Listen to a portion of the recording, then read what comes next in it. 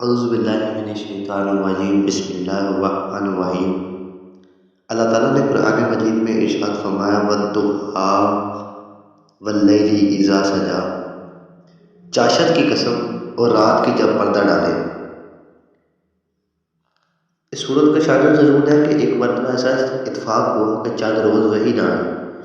تو کفار نے اعتراض کرتے ہوئے کہا کہ محمد صلی اللہ علیہ وسلم کو ان کے رب نے چھوڑ دیا اور ناپسند جانا ہے۔ اس پر سورۃ الضحیٰ نازل ہوئی۔ بعض مفسرین کے نزدیک اس آیت میں ضحیٰ سے مراد وہ وقت ہے جس وقت سورج بلند ہوتا ہے، اور اللہ تعالیٰ نے اس وقت کی قسم اس لیے ارشاد فرمائی کہ یہ وقت وہی ہے جس میں اللہ تعالیٰ نے حضرت موسیٰ علیہ السلام کو اپنے کلام سے مشرف کیا اور اسی وقت جادوگر سجدے میں گرے۔ بعض مفسرین کے نزدیک یہاں ضحیٰ سے مراد پورا دن۔ حضرت ابو ذر رضی اللہ تعالیٰ عنہ سے روایت ہے رسول کریم صلی اللہ علیہ وسلم نے ارشاد فرمایا آدمی پر اس کے ہر جوڑ کے بدلے صدقہ ہے، اور انسانی جسم میں کل 360 جوڑ ہیں، ہر تسبیح صدقہ ہے اور ہر حمد صدقہ ہے، اور لا الہ الا اللہ کہنا صدقہ ہے اور اللہ اکبر کہنا صدقہ ہے، اور اچھی بات کا حکم کرنا صدقہ ہے، بری بات سے منع کرنا صدقہ ہے، اور ان سب کی طرف سے چاشت کی 2 رکعتیں کفایت کرتی ہیں۔ حضرت انس بن مالک رضی اللہ تعالیٰ عنہ سے روایت ہے کہ حضور صلی اللہ علیہ وسلم نے ارشاد فرمایا جس نے چاشت کی 12 رکعتیں پڑھی تو اللہ تعالیٰ اس کے لیے جنت میں سونے کا محل بنائے گا۔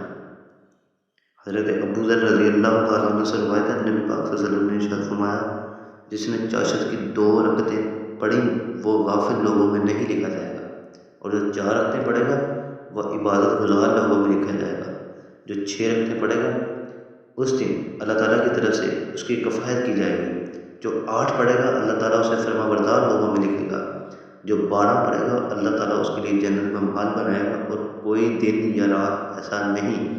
جس میں اللہ تعالیٰ بندوں پر احسان اور صدقہ نہ کرے اور اس بندے سے بڑھ کر کسی پر احسان نہ کیا جسے اپنا ذکر الہام کیا۔ چاشت کی نماز مستحب ہے، اس کی کم از کم 2 اور زیادہ سے زیادہ 12 رکعتیں ہیں۔ اس کا وقت سورج بلند ہونے سے زوال یعنی نصف النہار شروع تک ہے۔ بہتر یہ ہے کہ چوتھائی دن چڑھے پڑے، کہ جب چوتھا حصہ دن کا چڑھ جائے پھر پڑھنی چاہیے۔ رات کی قسم جب وہ اپنی طریقے سے ہر چیز کو ڈھانپ دے۔ امام جعفر صادق فرماتے ہیں کہ چاشت سے مراد وہ چاشت ہے جس میں اللہ تعالیٰ نے حضرت موسیٰ علیہ السلام سے کلام فرمایا، اور رات سے معراج کی رات مراد ہے۔ بعض مفسرین نے فرمایا چاشت سے جمال مصطفیٰ صلی اللہ علیہ وسلم کے نور کی طرف اشارہ ہے، اور رات سے آپ کے امبرین گیسوں کی طرف اشارہ ہے۔